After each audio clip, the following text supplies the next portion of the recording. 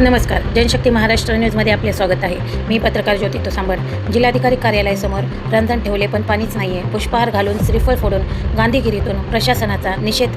Doctor Ganesh Dhawale. सविस्तर माहिती अशी की पिण्याच्या पाण्याची मोफत सुविधा उपलब्ध व्हावी यासाठी वारंवार निवेदने व लक्षवेधी आंदोलने झाल्यानंतर जिल्हा प्रशासनाने जिल्हाधिकारी कार्यालयाच्या मुख्य प्रवेशद्वाराजवळ 2 रंजन ठेवून पाणपोई सुरू करण्याचे दाखविले. मात्र काही दिवसातच ही व्यवस्था केवळ दिखाऊ ठरण्याचा आरोप सामाजिक कार्यकर्ते डॉक्टर गणेश ढवळे लिंबा गणेशकर यांनी केला आहे. या रंजनामध्ये नियमितपणे पाणी भरले जात नसल्याने पाणपोई अनेकदा कोरडी राहत असून नागरिकांची गैरसोय होत आहे. या कथित निष्काळजीपणाच्या निषेधार्थ सोमवार दिनांक 15 रोजी डॉक्टर गणेश ढवळे यांच्या नेतृत्वाखाली कोरड्या रंजनाला पुष्पहार अर्पण करून व श्रीफळ फोडून गांधीगिरीच्या मार्गाने जिल्हा प्रशासनाच्या संवेदनशील कारभाराचा निषेध करण्यात आला.